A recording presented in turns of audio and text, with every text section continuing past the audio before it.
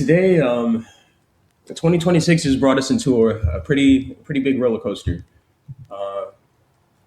and has me overall thinking about society, uh, our appetite for logic, reason, truth, and how the modern intellectual, or today's intellectual, navigates those waters. Is Are intellectual principles something that people even value in today's society?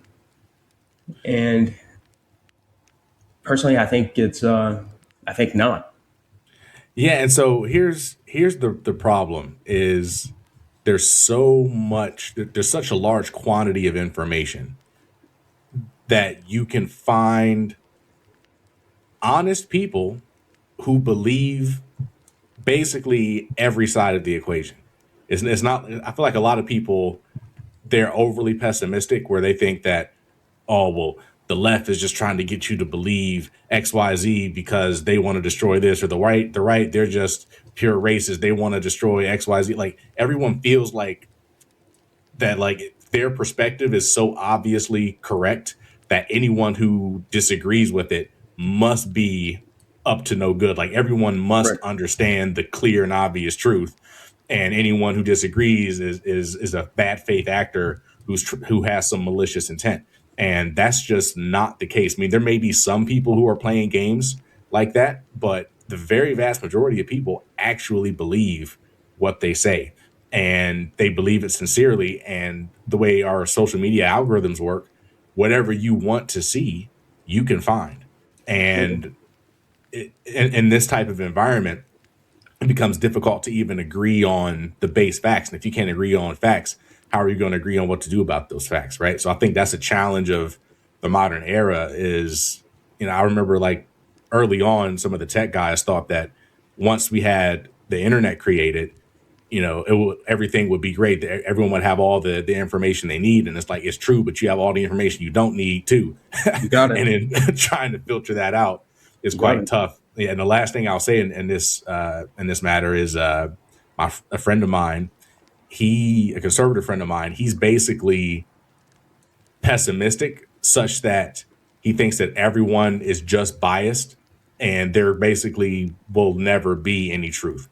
He thinks That's that dangerous. it's just over. Like there's no even point in having a conversation because no one's willing to change their mind, and that's basically where he's at. And that's a very scary place to be because even if he's not correct, the fact that he believes that means that he almost feels justified in not changing his mind, right? He's like, this is just human You nature. got it. It is what it is. And the justifiable actions that you can do against other people when you think that they're not capable of change is also dangerous. Right. It's, and that's where It's almost dehumanizing. You take you away got it. the now. I don't believe in free will anyway, but effectively, you take away the person's agency to even change, and now they're just a problem to Absolutely. be removed. Right. Absolutely. And that's dangerous. That's dangerous. And I completely agree in terms of the information age. And I think there are tons of positives and negatives associated with it. Number one, I think speed is beating out accuracy. So it's just like because we live in a real time reactionary society now, where like hot takes, first impressions, as soon as you get it, it's just like that immediate your immediate reaction to what you're seeing. Number one, that's being taken as the truth right there. And it's just like in some contexts, is the first time you see it, the speed at which you see it, the speed at which it arrives in your feed, that's the truth. Whatever bias outlet that is coming from, that's your truth immediately. And the thing is that like sometimes truth isn't always fast.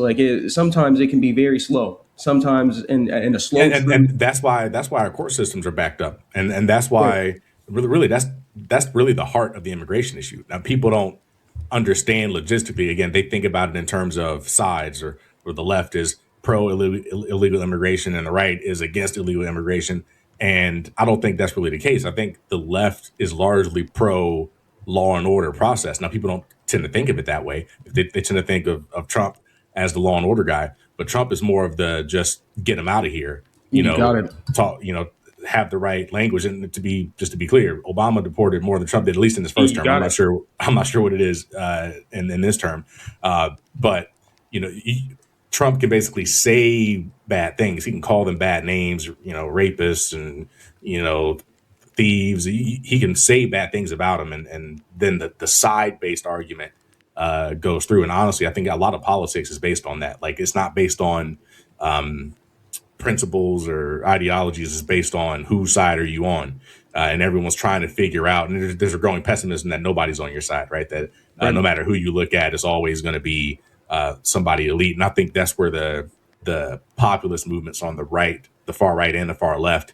have something in common, where they they both heavily distrust everything that existed basically before, like everything that got us here, and they're just like, all of those people are the swamp. We need some new people who really want to represent us. And who is us? On the left, it's working people. On the right, it's Americans, and you could draw that line between the I'm talking about the nationalist right. So on the most pleasant interpretation is you're talking about nationalist pro-American people.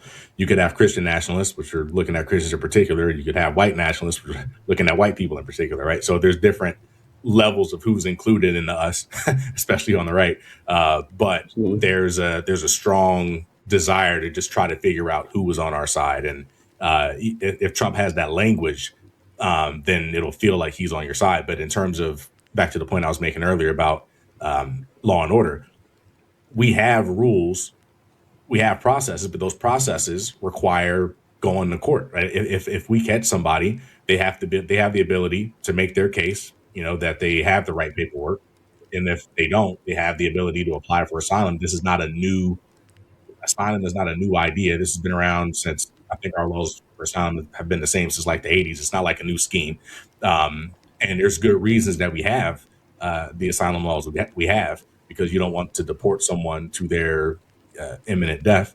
So that would make us complicit. So there's understandable reasons that we have asylum laws and people can claim asylum. But if they claim asylum, we now have to hear out their case in trial, and courts are not very fast, right? And you Not have at a all. you have a logistical problem where if you don't have that many people who are applying for asylum, then we can process you fairly quickly, get you out the door. But if you have a very large quantity of people applying for asylum, now you're in a rough position where you're now incentivizing bad faith actors to come here, because even if they get caught, they can apply for asylum and then go through that process. And that could take, up to a year, maybe more. And then Absolutely. who knows, even if they lose that process, they can just skip going to trial, and then you got to catch them again, right? And then maybe by then they have an American child, and so there's a lot of consequences for this, but it doesn't mean that the fundamental system is bad. It means that the scale is bad. So, for instance, and again, the last thing here, I compare it to a drive-through. So, my wife from China, she came here and she was so fascinated by the idea of drive-throughs. And I'm like, to me, this is just normal stuff, right? But in China, you got 1.5 billion people, super dense cities. If you have a drive-through, then first off, there's not the space for a drive-through, and if you did have a space for a drive-through, you'd have so many cars in the line. It doesn't make sense, right? So if you have a drive-through and you have an average of 5 cars in line, well, that's a fine system. If you have 200 cars in line, now it's a horrible system, but it's not the drive-through's fault. It's the scale of the problem. And I think we're seeing a scale issue of the quantity of people trying to go through the system, which bogs it down and makes it untenable. And that is what really needs to be resolved. And I think people don't understand the logistics of actually solving the problem. It just kind of feels like, are you for or against illegal immigration, which really everybody should be against illegal immigration.